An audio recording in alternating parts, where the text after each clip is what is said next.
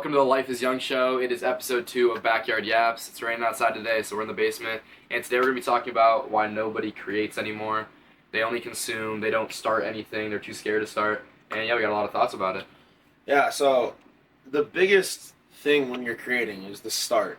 And I feel like most people think that starting is the hardest thing you could do, like it's the hardest thing. But in reality, if you want to get to where you want to get to, you have one choice, and that is to start. So you have one choice, and that makes it the easiest thing you could do. They overthink it. They overthink it, yeah. Yeah, and also people are scared to be bad at something.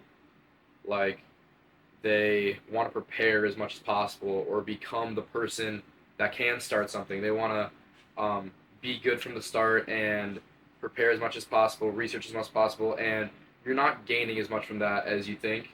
And I think the only way to actually take a step forward is to start, get actual real life experience in it, and yeah. Yeah, I've never heard of someone, all these successful people I feel like you see on podcasts or starting businesses. I don't know any of them that have ever started their first company and made millions. Like, everyone has a story, I feel like, where they start, they fail, they think about giving up, but they keep pushing. And I feel like people don't realize what momentum you get from just starting, and it's like it compounds. Each day you keep going, you're getting better, and then it's just exponential. I feel like your success rate just goes up so much. And people only see the final result. Like, they see someone succeeding and they don't know what happened before, and they kind of just assume, oh, they're talented. They were born with maybe they were good at talking or they're good at designing clothes or whatever, but you don't see their constant failures over the years. And I think failing is, obviously everyone says failing is the best way to learn. And you should almost try to fail because you learn the most from that. You getting lucky and succeeding on easy things, you're never going to learn from that. You're not going to get better at it. So I think being bad at the start and failing a bunch is a good thing, and you just need to put your head down and get through it. Yeah, and especially what you said, when people see like the success and they don't see all the failures people have had, then when they go and try and start their thing, because they've seen someone succeed and they didn't see the failures, they think that on their first time they're gonna be so successful or do it right the first time, and then when they don't, they're gonna get discouraged and give up because they don't really realize that it's not as pretty as it seems on the internet or on social media. It's never that pretty, but it's glamorized that way, I feel like. Yeah, a lot of people reach a certain point, and they decide to pivot, and I feel like usually it's not because it's not working. It's because it's not working fast enough. Yeah. And even if you have a good idea and you're putting the right work into it and it's working, you're getting views, you're getting things, but it's not as much as you wanted or expected or as fast as you are, they pivot when if they could have just pushed through that for a couple months, they would see the results they wanted. And people have unrealistic expectations based on social media and other people they look at. And I feel like you just need to be ready to fail and ready for it to be slow at the beginning. Yeah. I think one of the key, one of your main mindset points should be when you're starting is to not be worried about the results. Be worried about what you're putting into it. Knowing like if you're consistent, if you're patient, and you start, it's going to compound, and eventually those results are going to start to show. But if all you care about is the results, you don't see them a month, 2 months, and some people look for them a weekend. Yeah. And you don't see them, you're just going to give up or pivot. But it's like working out. Yeah. Everything's like that. You're not going to see results from a week. You're gonna get sore. You're gonna fail, but then over time that's gonna go away, and you're gonna start to see results. I feel like people just look for instant gratification nowadays. And also, every step gets easier. Like, obviously, you have more decisions to make down the line, but your first TikTok post is obviously going to be the scariest. That's a point you have to hit. And then after that, every single video gets easier. It's just another video. It's just another video. Yeah. Once you have 1,000 videos don't matter at all. You're just putting them out as second nature. It's a part of your routine. It's part of who you are. And being consistent is less of a choice and less of a burden, and it's more of just something you do. Yeah, I mean, for me, when I posted my first TikTok, I was so nervous, and I cared so much about what people thought about me. I was worried about all that. And then now it's been like three and a half weeks. I'm like, why was I so worried about the judgment that I thought I was going to face from these people? And I feel like that's something that holds people back too, is worrying about like what your friends or your family, worrying about what they're going to think about you. In reality, they might think about it for a day, and then they're not going to forget about it eventually. Yeah, not even. And the people that don't support you and think you're corny or whatever, even if you are corny, like, who cares, bro? Yeah. Genuinely, you're trying to do what you want to do. People might support you, people might not, but the people that want the best for you will want to see you put in that work, and no one hates from above. Exactly. It's all the people that aren't doing anything, that are too scared to start, that hate on the people that are, and you just need to get that out of your mind and only really listen to the voices that are trying to encourage you and are supporting what you want to do. Yeah, I feel like hate's always going to come from below. Exactly. And they say the bottom's crowded, so there's going to be a lot of people down there. But I feel like, too, is if you have that dream and you want to start and you're worried about getting hated on from, like, your friends or your family, like, are those really your friends if they're hating on you and they're judging you? Those aren't people you want to, like, surround yourself with and bring around you if they're just going to hate on you for doing what you want to do. And there's a difference between, like, hate and criticism, too. Mm-hmm. Like, your good friend can be criticism, like, these videos suck, bro. Yeah. Or, like, this shirt sucks that you just made. And I think that's actually better. But as long as they're coming from a good place and not just hating on you for trying. Yeah. Because the process of trying is always a good thing. Now, you definitely have to be able to take criticism, too. Because I think if you don't take criticism and you take everything as, like, hate or you don't want to listen to it, you never know what idea someone could give to you that could change your whole process you got going on, that could excel you, that could accelerate you. But I think that's the thing about having egos nowadays too, is people have these egos of like, oh, I'm the best, I'm good at everything I do. So then when they're not and they fail, their ego gets hurt and then they just want to give up. But in reality, and that's human nature. Yeah. Like, I don't play golf because I suck. Mm-hmm. And I got to get past some of those roadblocks, but the only way to be good at something is to be bad first, like we said.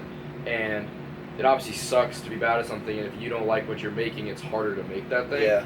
But if that is what you want to do and your end goal, you need to learn about the process and appreciate the process instead of looking at results and getting down on yourself that you're not getting results or you don't like what you're making. You just need to make more.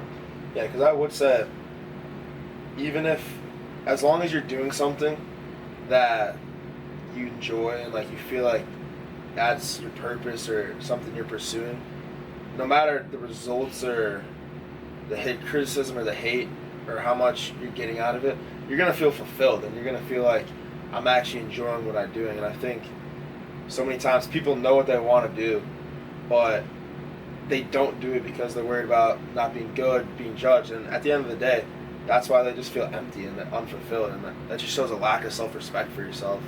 When you know you want to do something and you don't do it because you're worried, like you're just treating yourself poorly. I feel like people have a lack of self-respect. And that's like this channel too. Like, yeah, even if we fail, and even if we don't get the results that we're maybe wanting, this is a beneficial thing for us. We're getting better at talking to the camera, getting less worried about posting things to YouTube and TikTok and stuff.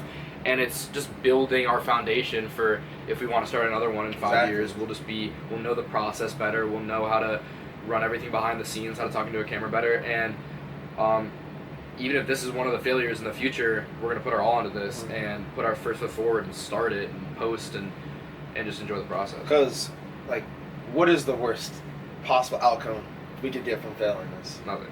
But the best possible outcome is a completely different life, a completely different lifestyle. Like, having the opportunity to travel, inspire, motivate, and you're going to be worried about, like, you have the opportunity to do that, but you're worried about what a few friends might think about you.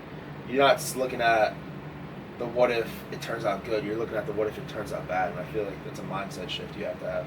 Yeah, and you really have to look at them like who you're actually worried about. Like, if you're worried about one of your coworkers or one of your friends from high school, like, do you actually care what you think? And you're actually going to let that person you barely talk to decide for you? Like, I feel like a lot of people get blinded and they get blinded by the fear and they don't really understand where it's coming from. And a lot of the time it's from a dumb place. Yeah. It's from people they don't even care about. Like, how are you going to let somebody else decide what you want to do as 19, 20? Like, you're becoming a man. You can't be worried about what other people think and let someone else influence your life if you know that's going to better your life. And I feel like you kind of just got to grow up and grow some confidence, to be honest.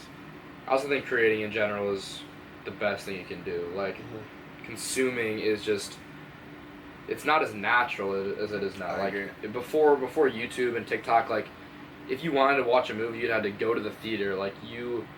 It's always been so much harder to consume all this stuff, and people were kind of forced to create and forced to create their own fun and dopamine and stuff. Now you can just get it easily on your phone, and then you look back at a month of your life and you didn't do anything to progress your life. Like you can, if you just replace your consuming with creation, you will have so much progress and fulfillment to look back to and be like, I did that, and actually respect what you do in your time.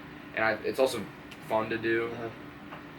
I think you also, from creating, I think you learn a lot about yourself and just about things in general, because we're here having these talks, just talking about random things as they come up, probably things we would have never thought about if we didn't have the opportunity to come here and just talk about it. And then individually, when you're creating by yourself, you're creating videos, you're creating clothing brand, you're learning how the best ways that you work, you're learning the best ways for yourself to focus. Like, you're learning so much more about yourself, little things even that just better yourself. Whereas if you're just consuming all the time, you're never going to have time to think about, oh, what are the best ways for me to be productive, or what do I like to think about, like things like that. You just learn so much more about yourself when you're creating, instead of just consuming from the lives of other people, I feel like. Yeah, and if you're listening to other people's podcasts and other people's ideas and reading other people's books, it's hard to relate that personally to your life and your experiences, when you can actually create your own ideas and bring out what you actually think. It'll apply more to yourself and it'll be more internalized. Yeah. Because like you could take notes on 20 podcasts and books and learn about all these techniques and ideas, but an original idea of your own will always mean more. Yeah, and I think what you said about consuming from other people's podcasts, other people's videos, is, are you ever really like coming up with your own ideas or your own thoughts or your own beliefs if all you do is consume? You're just getting every single one of your thoughts on whatever, it's politics, things like that, all that just coming from other people. So you're kind of just basing your beliefs off someone else's beliefs. You're not really true to yourself. And I feel like just consuming all that, it never gives your brain time to think, like, how do I actually want to view certain matters and topics and stuff. I also think consuming definitely has its place. Like, yeah.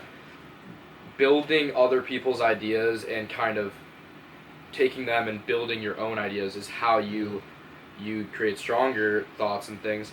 Like sitting in your room alone and just thinking all day, you're obviously not going to learn anything, but actually implementing other people's things into your own life and taking your own conclusions from them is way better. Yeah. And like, you will always learn things from other people, but I think you learn the most from yourself. Yeah, I think you have to have a little bit of both, creating and consuming. I'd say probably more creating, but if you're not consuming, you're never gonna learn how you can improve. You're not more perspective. Yeah, you're not gonna see where your flaws might be watching someone else's video. You could take things from their video, put it into yours, or take things from their work, put it into yours. But at the same time, then if you don't create, you're going to have nothing to add to of your own. It's just going to be consuming from everyone, and you'll have nothing to work off when you make, you know? And again, people don't, like, respect themselves. Like, they look to these smart podcast dudes or authors or whatever, and they adopt those ideas and all that stuff because they don't respect their own enough to go against it. Yeah. I mean, self-respect, I feel like. What I think is, be confident in yourself. If you have a dream or something you want to do and it's all you can think about, if it's something you can't go a day without thinking about, and you still sit there and you don't go for it and you don't pursue it, and you like sit there and you suffer thinking about it, you struggle thinking about it, you have no self-respect, you have no dignity, because you know what needs to be done for yourself. If you're not doing it for other people, you're doing it for yourself, and refusing to do that, just dishonor. It's a dishonor to your name. Like, just get off your ass, bro. Yeah. Only thing you can do is start. Only thing you can do is start. It's your only option. Only option. And once you start, you can figure everything else out along the way. Like, you could have nothing figured out and post that first video, and within a month you will learn more from that first month and 6 months of preparation and research before.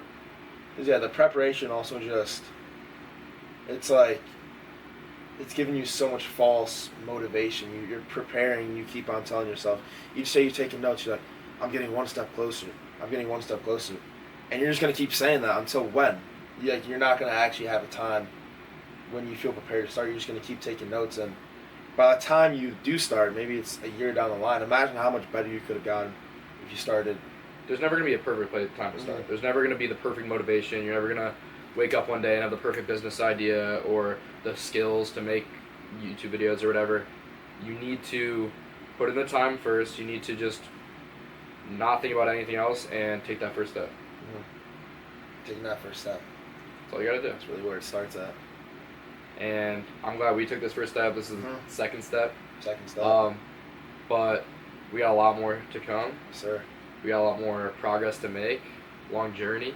And we're gonna embrace it. Yeah, we're gonna enjoy the process, not focus on the results, but try to make the best content as possible. We got some big videos planned, and yeah, Yes, sir. start, don't consume, create. Go create, baby. Yes, sir. Life is young.